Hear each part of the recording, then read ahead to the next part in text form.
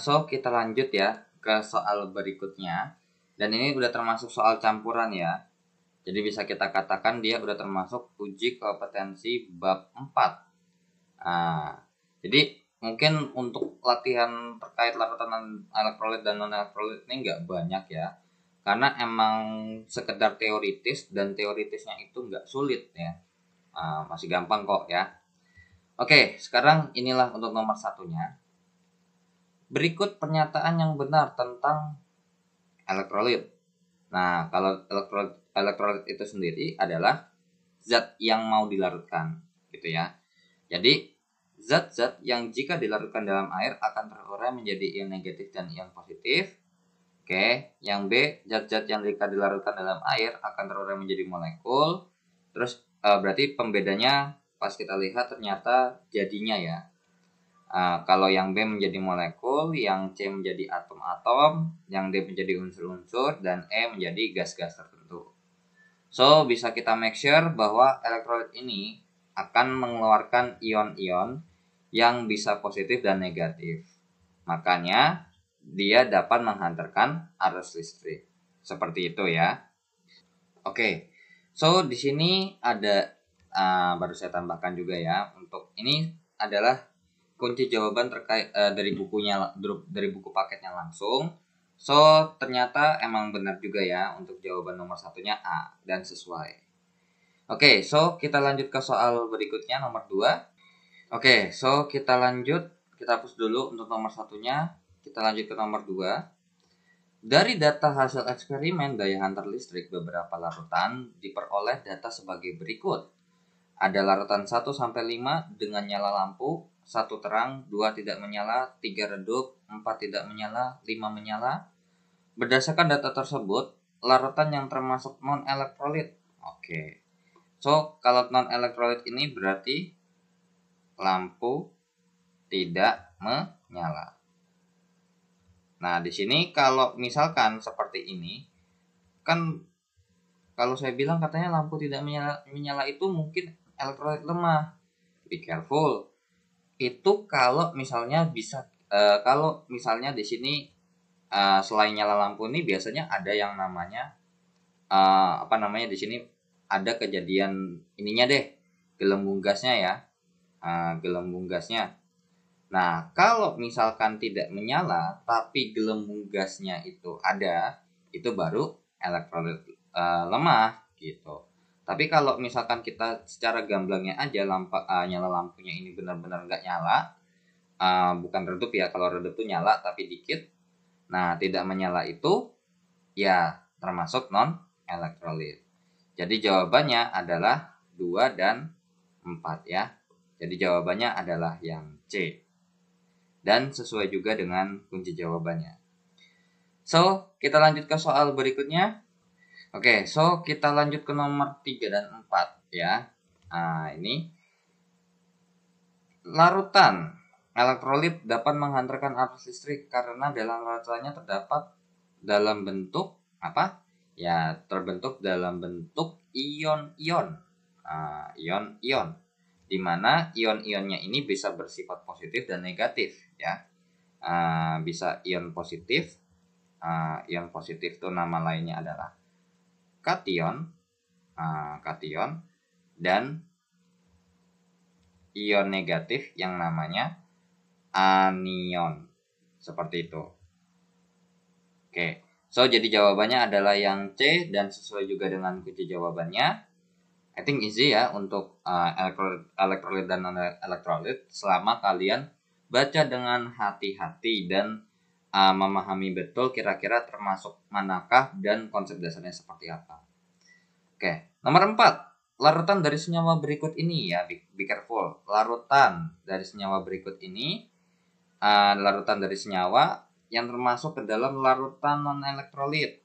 Nah, ini udah jelas banget yang A. Kenapa? Karena kalau untuk urea itu termasuk non-elektrolit karena dia termasuk kovalen non-polar ya. Kovalen non-polar. Kemudian untuk air kapur. Kalau untuk garam dapur kan karena berhubung garam jadinya termasuk ke elektrolit kuat. Air cuka ini asam lemah. Nah, berarti termasuk elektrolit lemah. Air laut ini air garam ya. Nah, ini mengandung garam, bisa kita katakan elektrolit kuat. Untuk air kapur itu kalsium hidroksida itu adalah basa kuat. Ya, basa kuat atau kita bisa bilang berarti ini termasuk ke golongan elektrolit kuat. Kalau untuk kovalen nonpolar itu termasuk ke non elektrolit. Seperti itu ya. Oke, so kita lanjut ke soal berikutnya. Oke, so kita hapus untuk nomor 3 dan 4-nya. Kita lanjut ke nomor 5. Hasil uji daya hantar listrik terhadap larutan A dan B diperoleh hasil sebagai berikut. Di larutan A lampu menyala. Oke. Nah, di A ini katanya lampu menyala. Kemudian katanya kalau di larutan B lampu tidak menyala. Nah, yang ditanya adalah kesimpulan yang dapat Anda tarik dari data tersebut. Oke. Nah, ini lampu menyalanya tidak diberitahukan redup atau enggak. So, bisa kita make sure ini kita bilang elektrolit aja. Karena kalau terang baru elektrolit kuat, kalau redup elektrolit lemah. Dan ini adalah non elektrolit. Ya. Larutan B ini udah jelas banget non elektrolit. Oke. Larutan A non elektrolit. Oh, udah jelas salah ya, karena untuk yang A itu adalah larutan elektrolit. Jadi ini salah. Salahnya di non elektrolit ya. Yang larutan B adalah elektrolit, ini salah. Salahnya di sini, harusnya non elektrolit. Kemudian larutan A adalah elektrolit karena terurai menjadi ion-ion yang dapat menyalakan lampu. Oke, masih bisa diterima ya. Larutan B adalah elektrolit, salah. Karena non elektrolit. Larutan A adalah elektrolit karena mudah larut dalam air. Ini alasannya yang salah. Ya, bukan karena mudah larut dalam air. Kovalen polar pun, maksudnya ada senyawa kovalen ya, entah polar atau non polar tuh ada yang bisa larut dalam air. Cuman ada yang termasuk non elektrolit gitu. Alasannya kurang tepat. Nah, kenapa elektrolit? Karena larutannya ini terurai menjadi ion yang dapat menyalakan lampu. So, untuk nomor 5 jawabannya adalah yang C ya. Oke, dan sesuai juga ya dengan kunci jawabannya. Kita lanjut ke soal berikutnya. Oke, so kita hapus untuk nomor 5-nya. Kita lanjut ke nomor 6 dan 7. Nomor 6, jika dilakukan pengujian larutan elektrolit, larutan yang tidak menyebabkan lampu menyala adalah kita cek A, NaOH. Wah, ini udah jelas nih, ini basa kuat ya. Ini basa kuat, so bisa kita make sure dia adalah elektrolit kuat.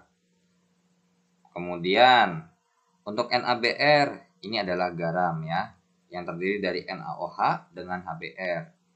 Nah, untuk reaksi pembentukan garamnya, I think udah kalian pelajari waktu SMP ya, kelas 9 kalau nggak salah, atau kelas berapa. Soalnya ini emang udah belajar secara reaksi kimianya aja, cuman kalau untuk perhitungan pH lebih dalam lagi emang belum belajar kok. Oke. Ini termasuk elektrolit kuat. Kemudian H2SO4 ini apalagi asam kuat. Nah, ini adalah termasuk elektrolit kuat. Elektrolit kuat. C6H12O6 ini adalah termasuk kovalen nonpolar. Karena apa? Ingat aja, kalau misalkan udah terdiri dari lebih dari 2 unsur itu pasti biasanya nonpolar kok. So, ini udah dapat dipastikan adalah non elektrolit ya. Kalau emang gak mau ribet ya ngapalin. Misalkan contoh elektrolit kuat apa, yang lemah apa, yang non elektrolit apa. HNO3 asam nitrat itu termasuk asam kuat ya. So ini bisa kita pastikan bahwa elektrolit kuat. So jawaban Yang tidak dapat menyalakan lampu adalah non-elektrolit. So the answer is D ya. And then sama ya dengan kunci jawabannya. Dan kita lanjut ke nomor 7. Nah, di sini kalau kalian perhatikan be careful ya. Karena di sini untuk nomor 6 udah that means ini larutan. Ini apa namanya soalnya larutan, maka di sini larutan. Ingat, walaupun ikatan ion itu bisa menghantarkan listrik, tapi nggak semua bentuk ya yang bisa menghantarkan listrik. Yaitu adalah dalam bentuk padat. Oke, so sekarang kita masuk ke nomor 7. Senyawa berikut. Oke, di sini senyawa doang ya. Nggak dikasih tahu larutan atau dalam bentuk apa. Yang dapat menghantarkan arus listrik. Oke. Kalau untuk yang A, kira-kira bisa nggak? Wah, ini nggak bisa. Kenapa? Karena untuk ya gini ya, rangkumannya adalah NaCl, NaCl dalam bentuk solid, terus habis itu KCl dalam bentuk solid, kemudian CaO dalam bentuk solid tidak dapat menghantarkan listrik. Ya, menghantarkan listrik. Alasannya kenapa? Karena ion-ion tidak bisa bergerak bebas, alias nggak bisa bergerak ya. Makanya kenapa tidak dapat menghantarkan listrik. Even though ini kita tahu bahwa NaCl itu termasuk ikatan ion, KCl pun ikatan ion, CaO pun ikatan ion. Kenapa? Karena kita tahu bahwa NaCl itu logam, ini non logam, ini logam, ini non logam, ini logam, ini non logam. So bisa kita make sure bahwa ini adalah ikatan ion. Cuman karena berhubung dalam bentuk padatan ikatan ionnya, maka tidak dapat menghantarkan listrik. So, kita lanjut ke soal kita lanjutnya C6H12O6 tapi dalam bentuk larutan. Nah, ini tidak dapat menghantarkan listrik. Alasannya kenapa tidak dapat menghantarkan listrik? Karena termasuk senyawa kovalen nonpolar. Ya, termasuk senyawa kovalen nonpolar. Jadi tidak bisa mengion. Bagaimana mau menghantarkan listrik? Tapi ionnya aja nggak ada. Nah, sekarang so A sampai yang B ini bisa kita katakan salah, A sampai yang D. So jawaban tersisa adalah E. Dan emang betul NaBr. Nah, ini dalam berarti untuk NaBr dalam bentuk L ini adalah NaBr dalam bentuk lelehan atau cairan. Nah, di mana dapat menghantarkan listrik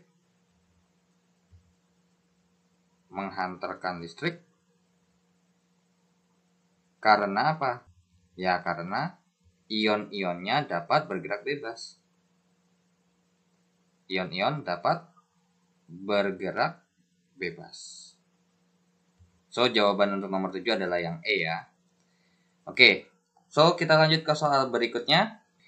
So, kita hapus dulu untuk nomor 6 dan 7-nya ya. Oke. So, kita lanjut ke soal nomor 8 dan 9. Pernyataan yang salah mengenai air sirup adalah pernyataan yang salah ya. Berarti kalau misalkan yang benar ya bukan jawabannya. Oke. Yang A termasuk larutan elektrolit. Ini benar ya. Untuk yang A itu benar. Kemudian gula tidak terionisasi ya of course. Makanya dia termasuk non elektrolit. So ini sebenarnya kalau jawabannya kalau kita milih A, maka jawaban B juga bisa kita pilih. Makanya tidak akan mungkin jawabannya. Kemudian yang C dapat menghantarkan listrik, ini salah. Mengandung molekul gula dan molekul air itu betul, karena air sirup itu sirup itu ya, sirup walaupun belum dikasih air pun itu kan udah dicampur air dan plus gula ditambah pewarna. Nah, makanya ada warna merah, warna hijau, terus juga dikasih perisa ya.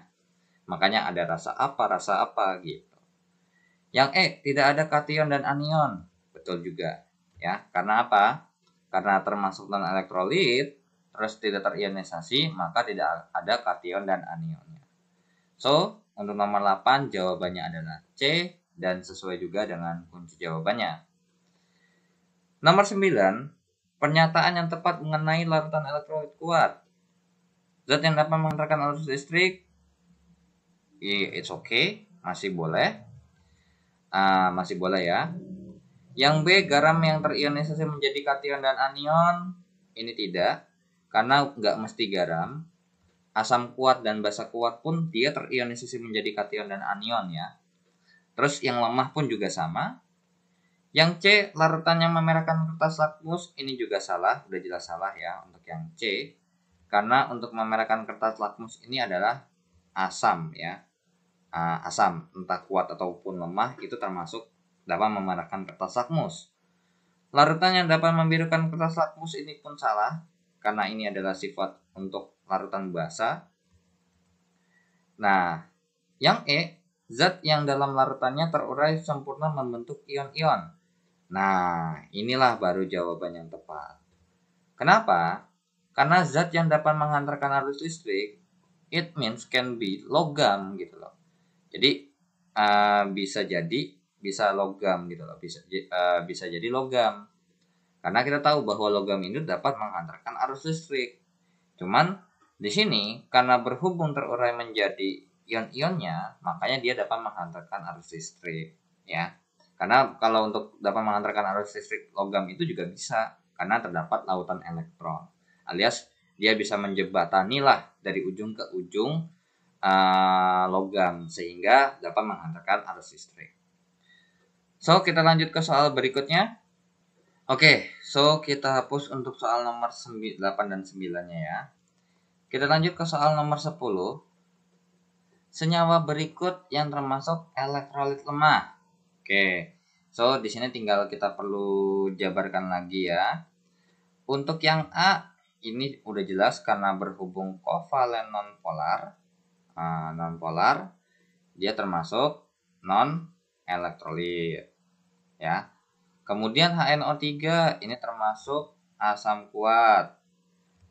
Di sini saya nggak ini soalnya ini bisa termasuk ikatan kovalen ya untuk HNO3. Cuman karena berhubung dia termasuk kovalen yang polar dan dia bisa mengion, makanya termasuk elektrolit. Karena asam kuat, makanya dia termasuk elektrolit kuat. Kemudian untuk yang C, nah ini asam lemah, so bisa kita make sure dia elektrolit lemah. Kemudian CaO, ini udah jelas karena berhubung dia garam, maka termasuk sebenarnya bukan garam sih. Ini termasuk ikatan ion ya. Jadi dia termasuk elektrolit deh. Elektrolit kuat ya. Nah, CaO itu garam setahu saya. H2SO4 itu adalah asam kuat. So kita bisa make sure dia elektrolit kuat. So di sini yang termasuk elektrolit lemah itu adalah yang C, CH3COOH, atau bisa kita kenal dengan nama secara IUPAC-nya itu adalah asam etanoat, atau dikenal dengan nama trivialnya adalah asam asetat, atau bisa juga dikenal dengan nama pasarannya adalah asam cuka. Seperti itu ya. Oke, so kita lanjut ke soal berikutnya. Oke, so kita lanjut ke soal nomor 11 ya. Kita hapus dulu nomor 10-nya. Kita lanjut ke nomor 11. Berikut ini data pengamatan daya hantar listrik beberapa larutan dalam air. Larutan P redup, Q terang, R redup, S terang, T-nya nggak ada nyala lampu alias mati, U-nya terang, V-nya redup, nggak nyala, W-nya redup. Larutan yang termasuk atau tergolong elektrolit lemah. Berarti kalau berdasarkan nyala lampunya redup ya. So bisa kita make sure jawabannya adalah larutannya adalah P, R, sama W. Jadi jawabannya adalah yang E dan sesuai juga dengan kunci jawaban. So ini masih easy ya. Oke, kita lanjut ke soal berikutnya. Oke, so kita hapus dulu untuk nomor 11-nya. Kita lanjut ke nomor 12. Wow, cukup panjang ya soalnya untuk nomor 12 dan 13. Nomor 12, senyawa berikut yang termasuk larutan elektrolit kuat. Nah, ini udah jelas banget ya jawabannya C dan sesuai dengan kunci jawaban. Because kenapa? Karena D ya, fruktosa,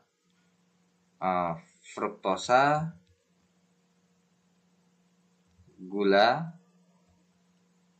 urea, dan glukosa itu adalah termasuk kovalen nonpolar yang artinya apa? Dalam larutan tidak dapat menghantarkan listrik. So jadi jawabannya adalah yang elektrolit kuat, ya udah jawabannya C. Karena apa? Dia termasuk garam ya, NaCl, garam. Oke, nomor 13. Berikut ini data hasil uji elektrolit air dari berbagai sumber. Yang nomor 1, jenis air murni sangat redup ya. Makanya kenapa bisa dibilang air murni ini mendekati non elektrolit gitu ya. Sebenarnya dibilang elektrolit pun lemah, I think masih bisa. Cuman kadang ada beberapa, ini tergantung airnya sih soalnya. Karena air murni atau air suling itu setahu saya dia termasuk non elektrolit gitu ya. Lampunya nggak nyala. Bahkan kalaupun nyala pun benar-benar tipis banget. Gitu. Oke. Yang 2, air lautnya sangat terang, of course karena dia ada isinya ada garamnya, air laut, air asin, air garam.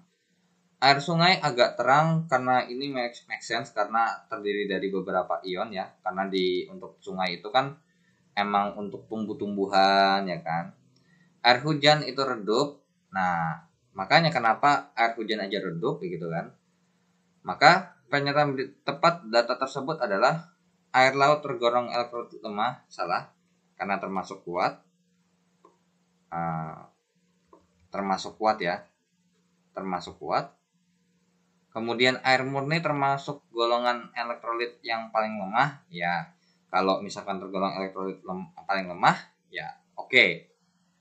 Ini masih oke deh. Masih bisa diterima, masih acceptable. Daya hantar listrik air sungai lebih kecil daripada air hujan. Air sungai lebih kecil daripada air hujan, salah ya. Karena ini agak terang. Ya berarti mendekati terang lah. Jatuhnya nih kalau ini elektrolit lemah cuman udah hampir mendekati yang kuat. So ini salah karena apa? Lebih besar. Ya yang benar lebih besar. Karena dilihat dari nyala lampunya. Ternyata air sungai itu membuat nyala lampu agak terang. Yang D, daya hantar listrik air hujan paling lemah. Of course ini udah pasti salah ya. Karena di sini yang paling lemah itu adalah yang pasti sangat redup, air murni. Ini air murni ya, yang kalau misalkan ini pilihan yang benarnya. Kemudian untuk yang E, termasuk elektrolit kuat, udah salah. So jawaban yang mendekati atau yang paling mungkin adalah yang B. Ya, dan sesuai juga dengan kunci jawabannya. Oke, so kita lanjut ke soal berikutnya. Oke. So kita lanjutkan ya. Kita hapus dulu. Nah, oke. Nah, Oke. Kita lanjut ke nomor 14 dan 15. Jika dilakukan pengujian daya hantar listrik, larutan yang dapat menyebabkan lampu menyala adalah, of course, jawabannya adalah yang B. Kenapa? Sebenarnya ini lampu menyala ini sebenarnya ini boleh, ini pun boleh ya. Jawabannya ada dua. Ini pun boleh, ini pun boleh. Nyala lampunya gimana? Terang atau gimana? Kalau misalkan untuk yang masalah terang atau enggak, mungkin bisa dikaitkan ya. Karena kan ini udah jelas nih kalau untuk yang untuk yang A ini adalah non elektrolit. So kita bisa eliminasi. Ini CONH22 kali itu urea juga termasuk non elektrolit. So bisa kita eliminasi jawabannya. Nah, di sini kalau maksud soalnya adalah dapat menyebabkan lampu menyala terang, ya itu ya yang B. Kenapa? Ini elektrolit kuat. Karena termasuk asam kuat ya, elektrolit kuat. Sedangkan mereka berdua ini adalah termasuk elektrolit lemah. Seperti itu. So, kita lanjut ke soal berikutnya. Untuk nomor 15, jika dilakukan pengujian daya hantar listrik, larutan yang dapat menyebabkan lampu menyala redup. Oke. Nah, mungkin yang ini dapat lampu nyala udah pasti terang ya. Karena di sini ada pertanyaan berikutnya, lampu menyala redup. So, bisa kita make sure ini jawabannya adalah yang C. Kenapa? Kalau yang berdua ini, yang dua atas ini termasuk non elektrolit. So, udah pasti tidak dapat menyalakan lampu. Sedangkan ini termasuk elektrolit kuat. Nah, so untuk nomor 14 jawabannya B dan sesuai juga dengan kunci jawabannya. Dan 15 itu sesuai juga dengan kunci jawabannya, yaitu adalah yang C. Kita lanjut ke soal berikutnya. Oke. So kita hapus untuk nomor 14 dan 15-nya. Kita lanjut ke nomor 16 sampai 18 ya. Sekaligus untuk nomor 16, senyawa-senyawa berikut yang tidak dapat menghantarkan arus listrik. Of course, jawabannya adalah ya yang B. Kenapa? Karena sisanya adalah untuk yang ini ya, sisanya itu adalah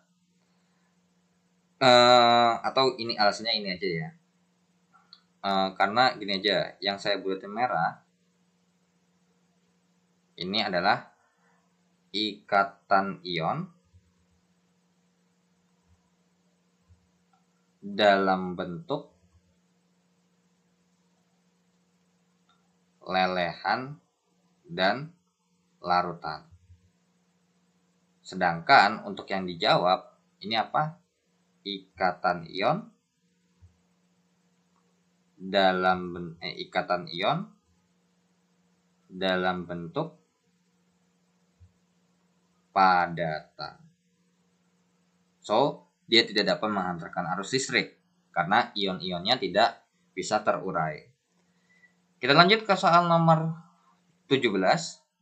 Dalam suatu uji larutan, elektrolit dalam air diperoleh data sebagai berikut. Hidrogen klorida HCl nyala lampu terang.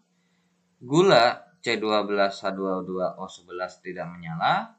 Asam cuka CH3COOH itu redup. Kekuatan larutan elektrolit yang sesuai dengan data tersebut adalah yang mana? Berarti kalau ini kita urutkan, maka dari yang paling kuat ya, kekuatan elektrolitnya adalah HCl itu akan lebih besar daripada CH3COOH. CH3COOH itu akan lebih besar daripada C12H22O11. So, di sini jawaban yang benar adalah yang E ya. Kalau yang atas salah karena udah pasti kebalik. CH3COH itu lebih besar ya, makanya salah. Kalau yang B ini malah harusnya lebih kecil. Yang C ini berarti lebih besar. Dan yang D itu lebih kecil. Makanya jawaban yang tepat adalah yang E. So, kita lanjut ke soal nomor 18. Pernyataan yang salah mengenai H2SO4. Tapi di sini kalian harus hati-hati. ini adalah dalam wujud larutan. Dalam wujud larutan adalah apa? Mengandung ion H+, betul. Karena H2SO4 dalam bentuk aquos ini akan terurai menjadi 2H+ dalam bentuk aquos ditambah SO4 2- dalam bentuk aquos. Nah, itu yang A benar.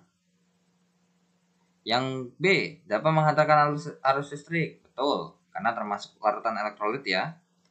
Digunakan sebagai air aki. Betul. Termasuk larutan non elektrolit. Of course salah. Ini salah ya. Maksudnya salah ini. So jawabannya yang D. Tapi kita cek dulu untuk yang E, mengandung ion SO4 2-. Of course ada ya. Jadi jawaban yang salah atau pernyataan yang salah, jawaban yang benar alias pernyataan yang salah adalah yang D. Dan sesuai juga dengan kunci jawaban ya. Oke, untuk nomor 16 juga ternyata sesuai dengan kunci jawaban juga ya, yang B. So, udah sampai nomor 18, kita lanjut ke soal berikutnya. Oke, so kita hapus untuk soal nomor 16 sampai nomor 18-nya. Kita lanjut ke 19 sampai 20 dan 19 sampai 20 ini terakhir untuk bagian PG ya. Karena uji kompetensinya ada PG dan esai. Nah, untuk 19, senyawa-senyawa berikut yang tidak dapat mengantarkan arus listrik. Of course, jawabannya adalah, nah, ini berarti kita bahas elektrolit atau enggak aja ya. Kalau yang untuk A, ini termasuk elektrolit. Dengan rincian bahwa CH3-nya lemah, KBr-nya kuat. NaOH dengan MgCl2 ini adalah termasuk elektrolit. Dengan rincian bahwa dua-duanya termasuk elektrolit kuat. HCl dan H2SO4 ini termasuk elektrolit kuat ya. Termasuk elektrolit kuat. Karena termasuk asam kuat juga. C6H12O6 dan CONH2 kali itu adalah glukosa dengan urea, itu adalah non elektrolit. HCN dan H2S ini termasuk asam. Asam sianida itu adalah asam lemah, dan H2S asam sulfida itu adalah asam kuat. Dan mereka berdua masih termasuk ke dalam golongan yang elektrolit. So, jawaban yang tidak dapat menghantarkan arus listrik adalah yang D, ya. Dan sesuai juga dengan kunci jawabannya. Dan kita bisa lanjut ke soal nomor 20 untuk terakhir yang PG. Jika Anda melarutkan garam dapur NaCl dalam air sehingga tidak ada NaCl yang mengendap, that means berarti larut. Pernyataan yang salah tentang larutan yang terbentuk adalah terdapat ion Na+, Cl-, Al+ ini. Oke. Nah, ketika di sini berarti saya gambar ada wadah gitu ya. Kemudian di sini ada air, Kemudian di sini ada NaCl, ada NaCl di sini. Saya masukkan ke dalam air. So yang terjadi adalah seperti ini. Yang terjadi adalah terurai. Proses terurainya gimana? NaCl karena berhubung kalau ini kan NaCl-nya masih dalam bentuk padatan ya. Karena kalau kita melarutkan pasti dalam bentuk padatan. Ini belum terjadi reaksi apa-apa nih, alias nggak bisa lanjut emang, karena nggak bisa terurai menjadi ion. Nah, so kalau di sini NaCl-nya udah dalam bentuk larutan, karena udah dalam bentuk dikasih sama air, akan terurai menjadi Na+ ditambah dengan Cl-, ya. Oke, ditambah dengan Cl-. Dan ingat ya, tidak ada NaCl yang mengendap, that means berarti larut semua nih ya NaCl-nya. So di sini ada Na+, kemudian ada Cl- yang dalam jumlah yang banyak gitu ya.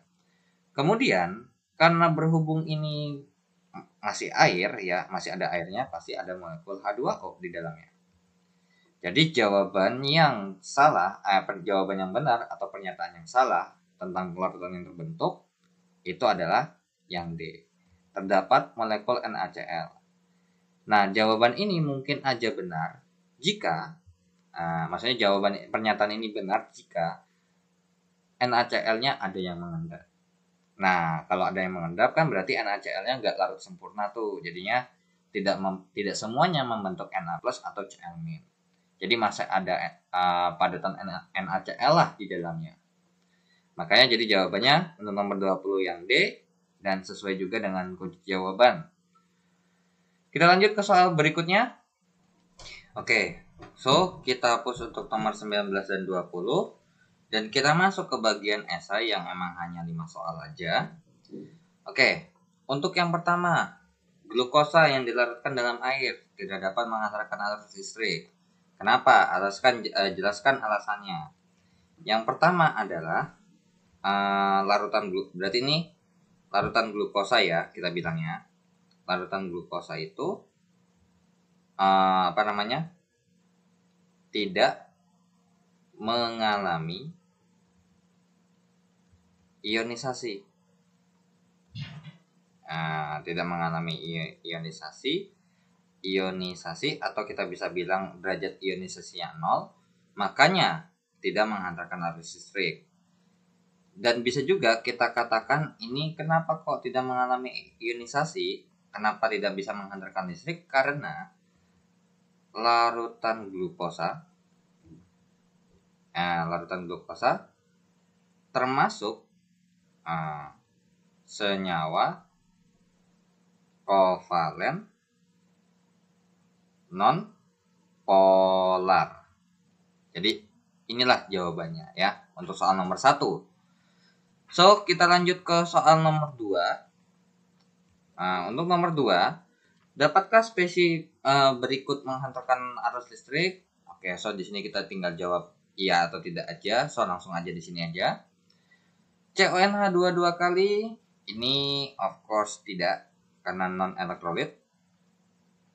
Ini karena non elektrolit, so ini tidak dapat, tidak bisa. KBr ini termasuk elektrolit ya. Nah, di sini ternyata kalau kalian perhatikan harus lihat juga ya wujud zatnya ya. Nah, jadi ini bisa. NaCl dalam bentuk padatan. Ingat, ikatan ion dalam bentuk padatan itu termasuk non elektrolit. Nah, jadi bisa kita jawab tidak bisa menghantarkan arus listrik. Kemudian NaBr dalam bentuk lelehan ya. Nah, lelehan ini termasuk elektrolit karena masih bisa mengion ya, walaupun tidak secara bebas tidak secara sempurna seperti halnya kalau larutan.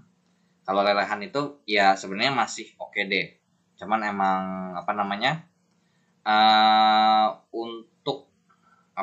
untuk kekuatannya of course tidak akan sekuat kalau yang bentuk larutan.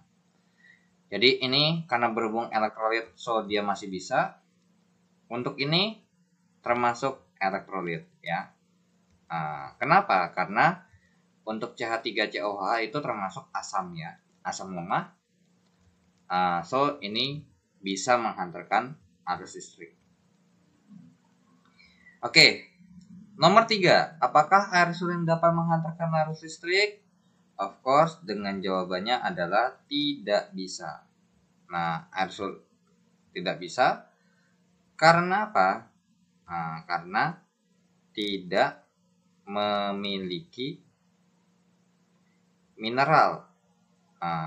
Dan biasanya kalau tidak memiliki mineral ini bisa dikaitkan dengan namanya ada kation ataupun anion.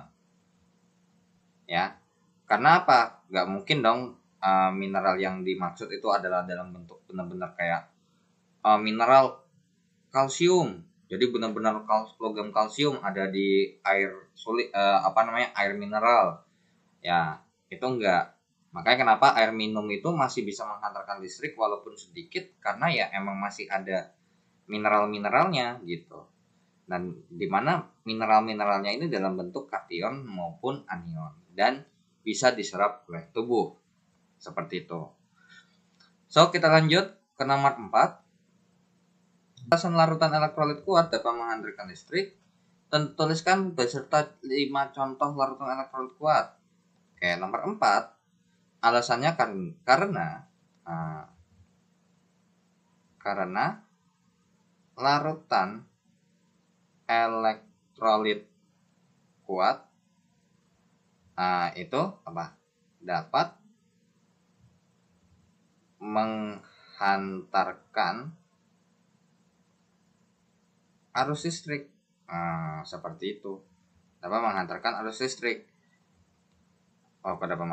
Dapat terionisasi sempurna. Kok malah dapat menghantarkan arus listrik? Orang di soalnya ternyata ditanya kenapa bisa Kak? Kenapa bisa gitu kan? Karena terionisasi sempurna. Sempurna dimana berarti alfanya sama dengan 1. Dengan contohnya adalah yang pertama NaCl. Ingat ya, ini kita udah bahas larutan. So di sini larutan semua yang kita bahas. Jadi NaCl dalam bentuk aqueous ya kan, pasti of course. Kemudian misalkan H2SO4, terus kemudian NaOH, kemudian CaOH 2 kali, terus habis itu HCl. Seperti itu ya. Oke, so itu jawaban nomor 4. Nomor 5, bandingkan senyawa ionik padatan, lelehan, dan larutan. Jelaskan mana yang bersifat konduktor. Oke, mungkin ini bandingkannya dalam hal dapat menghantarkan listrik atau enggak. Nah, ikatan ion dalam bentuk padatan itu adalah non elektrolit, ya, non elektrolit. Karena apa? Tidak dapat bergerak bebas ya ionnya ya. Kalau lelehan dan larutan, dia termasuk elektrolit. Nah, jadi jelaskan mana yang bersifat konduktor. Yang bersifat konduktor adalah lelehan dan larutan senyawa ion. Seperti itu ya. Nah, ini ditambahin penjelasannya. Kalau non elektrolit kenapa? Ini karena ion-ion tidak bergerak bebas. Kalau yang di sini kenapa bisa elektrolit si ikatan ion? Karena ion-ion bisa bergerak bebas. Jadi jawabannya seperti itu ya. Dikasih alasan juga supaya lebih make sure, lebih detail, so tidak ada yang namanya protes. Oke? Jadi segitu aja yang bisa saya sampaikan terkait untuk soal-soal ya, terkait dengan larutan elektrolit dan non elektrolit dari buku ini. Nah, cuman sebagai tambahan ya, saya sebagai tambahan aja. Misal, kan kita tahu bahwa di latihan sebelumnya kan ada yang berapa molar tuh. Misal ada HCl 1 molar sama HCl itu 2 molar. Kira-kira siapa yang lebih strong? Of course, yang lebih strong adalah HCl dengan konsentrasi lebih pekat, ya. Jadi konsentrasinya lebih banyak deh, gitu. Jadi kalau larutan elektrolit yang sejenis karena yang benar-benar sama senyawanya, kalau misalkan dia konsentrasinya lebih banyak, itu kekuatan daya hantar listriknya lebih besar, ya. Ini saya tulis tambahannya, karena konsentrasi lebih banyak, maka daya hantar listrik lebih kuat. Seperti itu ya. Jadi boleh kalian tambahkan di catatan kalian, karena biasanya ada beberapa guru yang mengincludekan contoh soal yang lebih gampang yang seperti ini. Jadi cuma membandingkan mana yang lebih kuat, mana yang lebih lemah. Seperti itu ya. Oke, so thank you for watching this video. Thank you for donate at Saweria dan terima kasih yang sudah subscribe. Jangan lupa di like dan di share jika bermanfaat. Wassalamualaikum warahmatullahi wabarakatuh. Bye bye.